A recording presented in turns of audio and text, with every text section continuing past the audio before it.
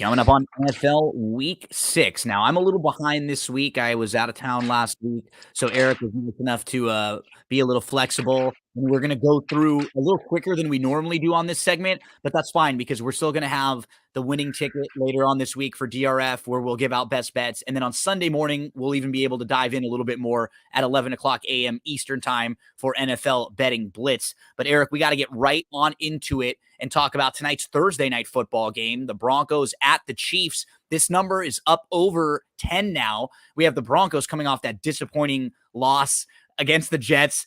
Peyton talked a bunch of shit about Hackett, and then Hackett's out there beating him up. The Broncos are struggling. They have the worst defense in the league. They are one of the worst teams in the league by most metrics. But this is still a big number for a Chiefs team whose offense hasn't been the type of offense of old Chiefs teams. We're on a short week here in a divisional game. I think Denver kept these games pretty close last year too when they played KC. Would you be on the Denver side here? Yeah, I took Denver plus the 10.5. I thought so. Over 10? Is that where you jump in? Yeah, anything over 10. Mahomes historically struggles to cover these big numbers. The offenses look good for the Broncos. The Chiefs struggle running the ball. Broncos purposely sat out Javonte Williams an extra week so he'd be healthy for this game. I think they're going to be able to move the ball on the ground. And this Chiefs offense a little bit more banged up than people realize, and they've really struggled. They just haven't looked crisp. I'll take the Broncos plus the 10.5. I think what's going to happen in this game too, it's a short week. Kelsey might not be playing. I don't think the Chiefs are worried about beating up the Broncos either. I think the Chiefs try to run the ball in this game because the Broncos' run defense has been so bad. I'm making a play in this game, Erik. I'm going to play the Pacheco over 77.5 yards. So the Broncos gave up 5.3 yards per carry to Washington in week 2. They allowed 350 yards rushing to Miami. The Bears had 171 yards rushing on 31 carries, and the Jets had 234 yards rushing on 32 carries. Hall had 177. I'm going to lean on Pacheco. I played the over 77.5 yards rushing. I like it.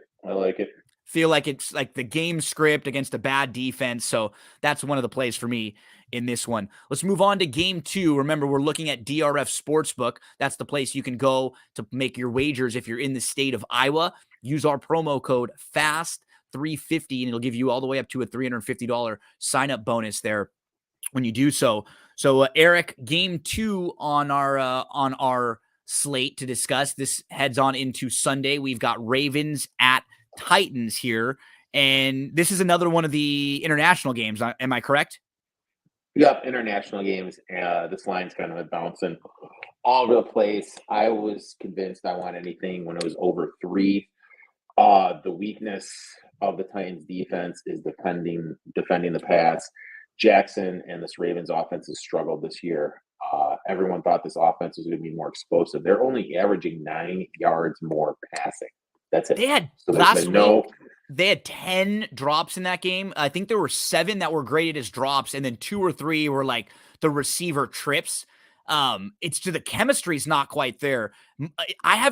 There have been maybe one or 2 of the games where it felt like Lamar was a little bit off. I've been just more disappointed overall in the pass catchers. And you were pointing that out when we talked about them throughout early in the year, is that, you got a lot of these guys like who can really step up and be your number one. None of them have proven. Andrews seems like he's not quite the same guy that he used to be. And even with the good stuff from Flowers, like they still don't have like enough legitimate pass catchers out there.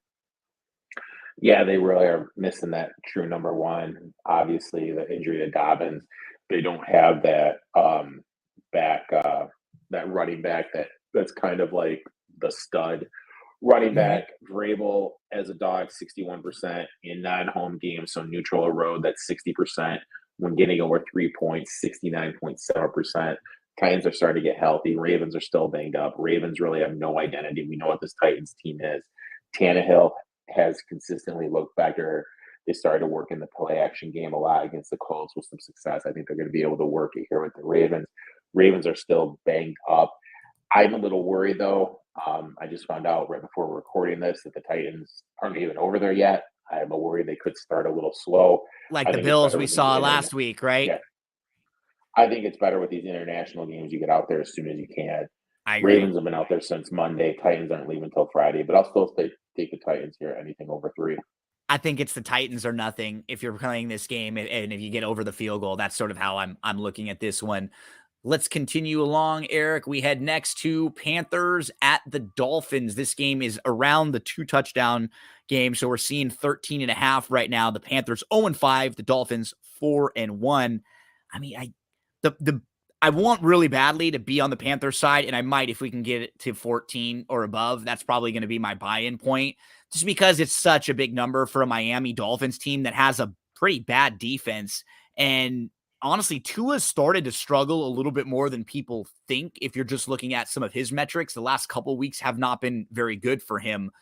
This team just flies, though. They have the 7 fastest ball carrying speeds this year by next gen stats. They set and extended the record for the most yardage through 5 games, and the Panthers just cannot move the ball at all. But this does feel like a situation where the Panthers are at about as low value point as possible right now, based on how poor they've looked. Some of the stuff that Frank Reich said about how the owner likes to get involved with everything, that doesn't sound good. Like, he has meetings with his owner all the time. And I don't feel good about Carolina, but gosh, it feels like that's the right spot in this game, right, Eric? Yeah, I want 14. Me too. If this gets to 14, I'll be in the Panthers. Yep. If it's not, nothing. Nothing. I think this number is a little bit inflated. Dolphins have the Eagles on deck in a primetime matchup. They just want to get everyone healthy. They could really sit on the ball late, and once they get up 10 or 10, 17, open the door for a backdoor. I'll take the Panthers here, but nothing till I get that number.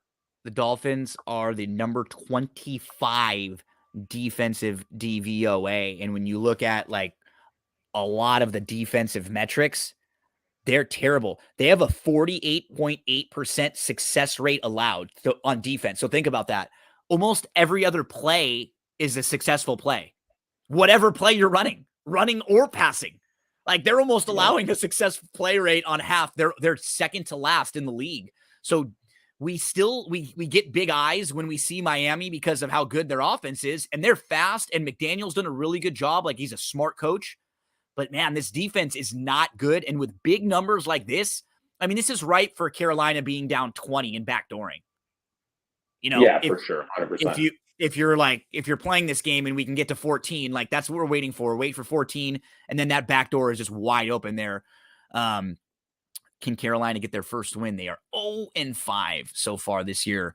Let's go to the Colts at the Jags for our next one. Both of these teams are 3-2. You've got the Colts after Richardson gets hurt. Minshew came in the middle of the game. This is actually the 3rd time in 4 starts that Richardson's gotten hurt. And Minshew's played really solid. The thing is, though, that's sort of where Minshew is good, like in the middle of a game, because he's when teams are sort of prepared for another quarterback, once you prepare for him for a few weeks or for a little while, he's not anything more than just an average guy, and he's not big and he doesn't run or anything like that, but he's fine. He's a serviceable backup. The Jags pick up their 2 wins in London. They caught the Bills in a great spot, right? The Bills are coming off that big Miami game and then having to travel. Bills traveled late and it showed. I mean, I can't really get a great feel for this game, Eric. I know the Colts have played Jacksonville really tough, and overall, I think I like the Colts a little bit more than most, and I'm a little still down on the Jags more than most, but not the strongest of opinion for me. If I'm going one way, it would be Colts in here, but I'm not necessarily lining up to bet it yet. Talk to us on this one. Yeah, I love the Colts here. I gave this one out on Tuesday on my show at +5. This is the spot of spots in my eyes. You have the Jaguars who've come back from London after being there in 2 weeks. We really don't know how their body clock's going to be. I don't know if you've ever been overseas to London, but it's just a little weird since you're so far ahead. You just it took me 3 days to kind of get back. I think it's going to take these guys a little bit to get back to. There's been 11 times that a team has gone overseas and came back, in all 11 games they've been trailing in the fourth quarter. So I look for that trend to continue here.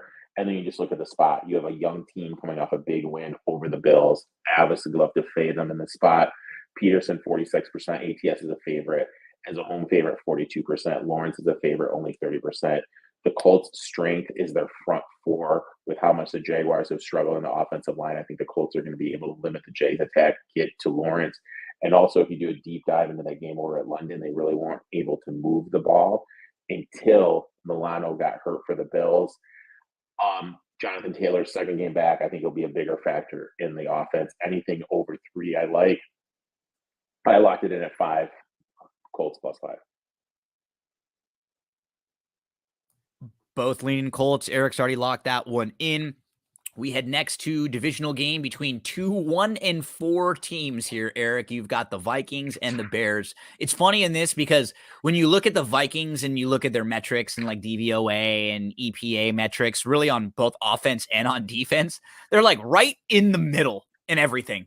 Just not great at anything and not really horrible at anything. They're just like a really super average team, but they're getting some bad bounces this year because they got all the great bounces last year. Still, they're a 3-point favorite on the road in here, playing a Bears team that's actually looked a little bit more comfortable offensively in their last few games. They were number 1 in EPA per dropback, or number 1 in EPA per play last week offensively. They snapped that 14-game losing streak. DJ Moore actually has 3 games of 100 yards receiving in the last 4 weeks.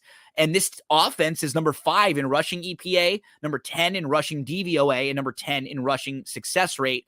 No Jefferson for the Vikings here. Do you play the divisional home dog here with the Bears? Nope, I got nothing. You got the Staying Bears away. coming off a big game. Yeah, Bears coming off a big game. You don't know how a young team is going to react. A little banged up in the running back room.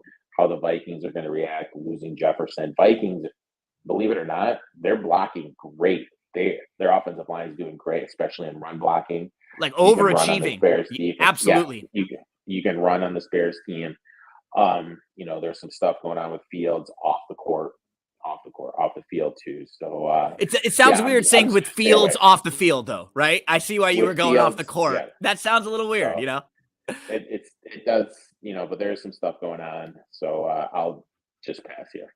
Okay, Eric, we go to the Saints and the Texans. I locked this one in when it was Texans plus the 2. The reason why I'm looking at this game and why I played this one, the Saints just destroyed the Patriots. Here's how they scored some of their points in that game. A pick 6, a short field 60-yard touchdown after the Patriots missed a field goal. They kicked a field goal after the Patriots fumbled, and they scored a 31-yard touchdown drive after a Patriots interception. All on Patriots misses because the Patriots offense has been really inept. They've got a strong defense when you look at their metrics.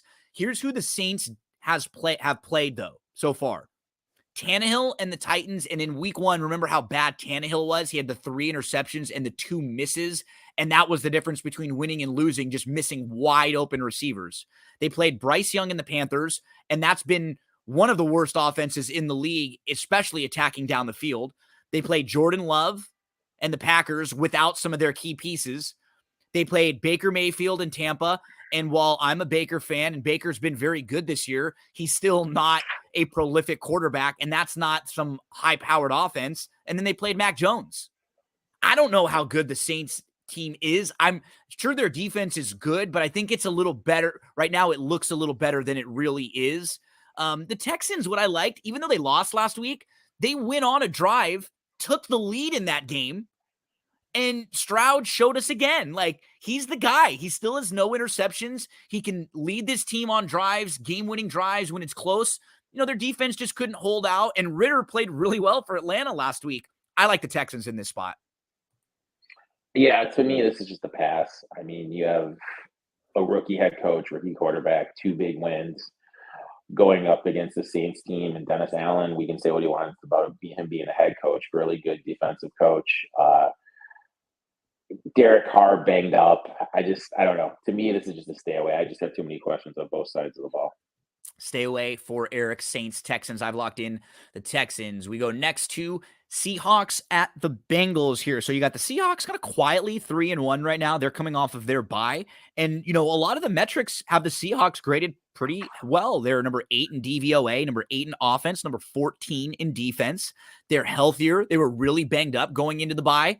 They're going to play a Cincinnati team that got a nice win last week. But, man, the more we watch Arizona, overall they're feisty, but Arizona's defense is miserable. They are really, really bad. They're one of the worst defenses in the league. Based on success rate, they have a 50.8% success rate allowed. So that means every other play you're running against Arizona is a positive play, running, passing, anything. And look at some of the games that Arizona has played. They let the Giants score 30 points in the second half. Arizona let the 49ers have the most efficient offensive game of any team this year. And then the Bengals, who have looked miserable, looked like world beaters in the old Bengals last week against Arizona. I want to play Seattle here. I'm just going to probably stay away. Like, I'm not going to lay it with Cincinnati. I think it's a good spot for Seattle. But I've got other plays I like here, Eric. I'm going to stay away from this one. Yeah, I mean, was what we saw against the Bengals, against the Cardinals, the real Bengals team. Flip side, Seattle is really bad defending the pass. Who's going to guard Chase? Defensive line of the Bengals has been a huge letdown this year. I'm not doing anything in this game at all. Stay away for Eric. We go next to 49ers at the Browns. So 49ers looked very impressive on Sunday Night Football. They beat the Cowboys, the big win, two really popular teams. This feels like the perfect spot to want to fade the 49ers after they have to go on the road on a short week. They play the Browns, one of the best defenses in the league. Obviously with the Browns, what's difficult about the spot though is that, are we getting PJ, your boy from the XFL? Is this PJ? Yeah. Look, PJ we time? really don't know. We really don't know. Because it's a Browns spot, right? But it's just. Yeah, I mean, we don't know. I locked in. My thought process is this: like, the 49ers are great. Like honestly, like, I do my little power rankings. They're on the top of the list. They are a phenomenal team. But when you look at them offensively, Brock Purdy looked great. Offensive tight end, Kittle, phenomenal. Wide receiver, Jennings, Debo, Ayuk, phenomenal. Running back, CMC, Mitchell, phenomenal.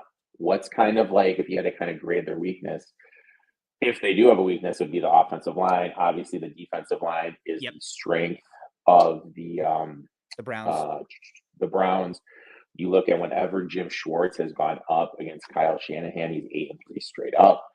With this number close to 7, look, I bet it at 6 just because it got a little bit too high, and then I thought Watson was going to practice, and I thought it would drift down. Obviously, my intel was wrong, so now I'm sitting at a dead number at 6. I just kind of have to hold my position.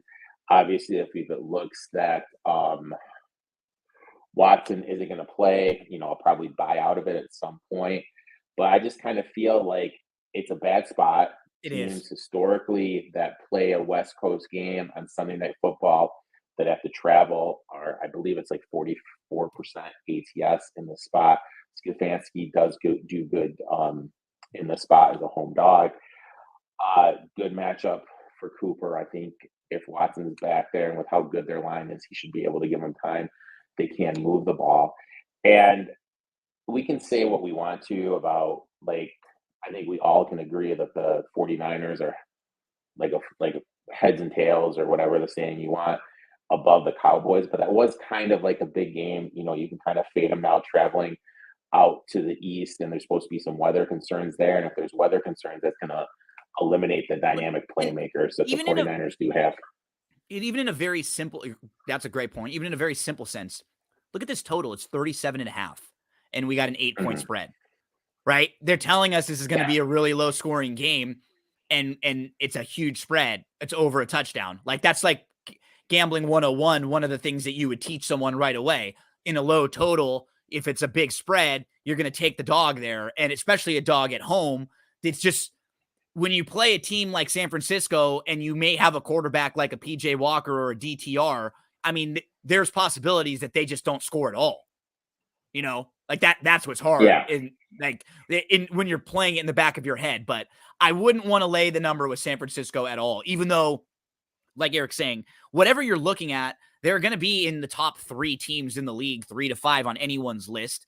For San Francisco now moving forward, it's who have they beaten? Because now we start looking at Dallas and it's like, is Dallas that good? They look good against bad teams. The thing about Dallas that disappoints me, it's really more of their coaching, I think, because every time they're in a big game or a big moment or against another really good squad, they get punched in the face and they can't punch back.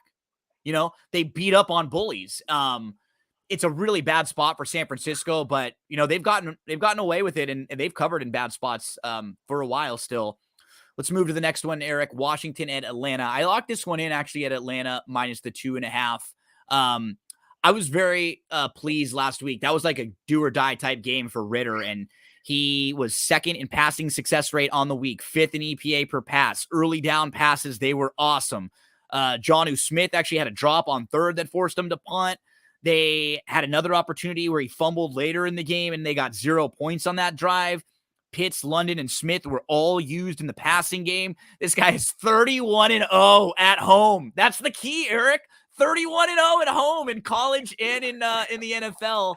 Washington does come off a couple extra days. I just think if I'm looking at these two teams, I think Atlanta is a lot better than I think of Washington. So at this smaller number, I went and played this game thinking it might get to 3 before it did. And this is kind of what we were thinking about with Atlanta, why we played them early in the year and a lot of their futures. They're 3-2 right now. They're favored again at home to win this game, and they played their 2 toughest games already. They had the games already against the Lions and the Jags, which were the toughest games on their schedule. So they have a really nice opportunity if they can just play mistake-free football to be like kind of a competent team moving forward. Yeah. Again, I don't know. Like, I just passed in this game just because mainly Washington's coming off an extended rest. They got a few extra days. Going in there, Atlanta just kind of figures out a way to win. You have to expect a better effort from the Commanders, and I'm a little worried about Ritter going up against Chase Young, Allen, and Sweat and company. So at the end of the day, I definitely lean toward the Falcons, but in terms of betting, I didn't do anything. Stay away for Erik. Erik, this is another one that I locked in right away. I actually played this yesterday, though, at Patriots plus the 3, playing the Raiders here. I just think this is the buy low point for New England. Everybody's talking about Belichick being done. We've seen Mac Jones benched a couple times. Like, you know what? That stuff might even be true. Like, Mac might not be good. Belichick might be done. Who knows, all that. But right now, there's such a negative Patriots connotation vibe out there. And they come off that game where I pointed out all the reasons why their offense was bad. Their defense is still solid. Like, their defense is still like a top 12 defense in DVOA. They just turn the ball over so much offensively. They have been really ugly. They don't have playmakers. But then I look at the Raiders side. The Raiders are number 28 in offense. They're number 28 overall in DVOA. They are a worse team based on the metrics than the Patriots, and they're the number 31 offense in the league. The Raiders are. I feel like this is just a really low point for the Patriots. At plus 3, I locked it in, but I don't know if I'd want to take much less than that. I liked the 3 that I got there. Talk to us about Patriots, Raiders. These teams are familiar with each other. Belichick knows McDaniels, obviously. I think the Raiders have a couple wins this year that probably could have been losses too. So I'm on the Pat side. Yeah, I was able to get this at 3.5. Just, kind of like a selling point. Raiders coming off a big primetime victory, short week. I know they're still going to be playing at home. Flip side, I think, the Patriots are going to be able to move the ball. They're losing on pick sixes. Pick sixes happen less than 5% of the time. They're so fluky. There's been some random turnover stuff. There could be a world where they did win a couple games where they beat the Dolphins, Eagles, and there's one other game I'm spacing on where they could be sitting at a phenomenal record in looking at going to the playoffs instead of where they are here. I'm not sold on this Raiders team. I think offensively they're kind of limited with whoever's at quarterback. Josh Jacobs hasn't looked too good. The offensive line has struggled. I'll take the Patriots here, 3 or over. We get to Arizona at the Rams. Arizona has been feisty so far this year. Offensively, they've actually been pretty competent. Defensively, they're pretty bad. The Rams are, and both of these teams, I think, look better than we thought. And Eric, you actually called it. You thought both of these teams were going to be a little bit better and more feisty than people assumed, especially the Rams. Cooper Kupp is back. I This just feels like a little too big of a number for me. I'm staying away because I don't really like what I've seen from Arizona's defense. I've been a little impressed with the Rams, but 7 seems a little bit high for a Rams team that I still don't think is that fantastic offensively. This is just a stay away for me. Oh, yep, 100% stay away. Yeah. Don't know how their offense is going to look with O'Connor. Defense for the Rams, Rams aren't going to be that team that just blows you away. They're just No, not going to do it. no. So They're a big tough number. team I to will say lay this: that number with. I Yeah. do like the Rams though in Survivor. Yeah, that's a good call because this is probably their best spot to take the Rams in Survivor. How about we get to the number 3 team in DVOA right now, the Detroit Lions. They have the number 4 ranked offense in the league, the number 3 ranked offense, the number 4 ranked defense. And they just are playing like one of the best teams in football right now. They're a 3.5-point favorite though on the road here at Tampa, playing a Bucs team coming off the bye. What do you think about your Lions in this spot here? I take the Bucs plus 3.5. Bucs coming off a bye. Really don't know what's going to be going on with Mike Evans. Is Evans playing or not? But Mosley towards ACL. Back 4 of the Lions. There's a little bit more injury going on than people realize. Goff historically has struggled outside. Bucs have played good. I mean, you look at what they've done. That game against the Eagles was a lot closer. There were some Mike Evans drops. I think they're going to be able to move the ball. And McVay did wonders. I mean, I was reading the story last night where McVay basically told Baker, "Hey, this is why you suck." He was like, "Boom." He's like, "This is why you suck. This is why you're in the position." And Baker said that was pretty important for him because he's never been coached like that before. No one told him this. And he said being there with McVay kind of opened up his eyes, and we've kind I of seen love it that. this year. He's like not forcing throws. He's taking better care of the ball. So I like anything over 3. If it dips below 3, I wouldn't do it, but 3 or higher, I'd be on the Bucks. I got them 3.5. Yeah, I think the Bucs are the right side in here. And I like the Lions a lot. And they've been playing really well and they've been doing a fantastic job and they could be undefeated this year, but feels like a good spot for the Bucs at home, getting more than the 3. Lions are again kind of getting a lot of that buzz right now as we move to the Eagles and the Jets. Jets are a 7-point home dog in here, Eric. Eagles are 5-0, but kind of nondescript 5-0. They dominated the second half time of possession against the Rams, though, and they were really good on third down. The Jets beat the Broncos last week. Wilson struggled. They did run all over them. Do you have a play in here, Jets, Eagles? Big number, but it's just a pure pass for me. Yeah, I completely agree. Big number, I don't trust the Jets to do anything, but the Jets defensive is top notch. And we kind of saw from the Eagles, it's pretty simple what they're going to do when they get a lead in the second half. They're just going to sit and run the ball. So big numbers, I get against a good defense. I'm just going to pass. I was also passing this one with you as we head to the final of the Sunday night. Final of the Sunday afternoon games was the Eagles and the Jets. Sunday Night Football, Giants and the Bills. So the Bills are a 14.5-point favorite here against the Giants. Do we know the status of Daniel Jones? Is it going to be Tyrod Taylor? It's up to 14.5, so that kind of leaves Tyrod Taylor. Personally, I like to sit at 14. It just comes back to the thing. They were in England last week, and there's been 11 times where the team that has been in England the week before is trailing in the fourth quarter. There has yet to be a game in the fourth quarter where that team isn't trailing. This is a really big number. Andrew Thomas is going to come back. He's going to help that offensive line. Saquon Barkley should be back. Giants should be getting some pieces back, and we saw how much the Bills struggled defending the run when Matt Milano went out. I think if Dable's as smart as everyone thinks he is, he's just going to turn around and say, "Hey, you know what? We're just going to run the ball within this run line and make the Bills stop it." So I'll take the I'm The spacing on big the number, the Giants. 14, yeah, Yeah, the 14, 14 14 and a Giants half. plus 14. Yep, That's a big, big yep. number. I agree. I mean, I'm not laying it with the Bills, even coming off their loss last week. It just feels like way, way too big of a number. As we move to Monday Night Football, remember, folks, we will go in depth on Sunday with all the games, 11 o'clock a.m. Eastern time. Join us right here on Twitter. It's me, Gino B, or ETOF21. Follow Erik right there, or you can check out also on YouTube if you subscribe to our YouTube channels. We'll also be with you on Friday at 6 o'clock p.m. Eastern time at DRF Sportsbook on Twitter and on their YouTube. And we'll give out some best bets for college football, and we'll dive into a few of our best bets for the week. So for Monday night, Erik, I like the Chargers in this spot. You've got Dallas on the short week. You've got the Chargers coming off a bye. And here's what's crazy. Dallas played in San Francisco, in California last week on Sunday night. They didn't just stay in California. They flew all the way back to Dallas and then flying back again for Monday. I mean, you could have stayed in California for a few days. It's not a bad place to stay. You couldn't have found somewhere to hang out for a few days instead of flying back and forth.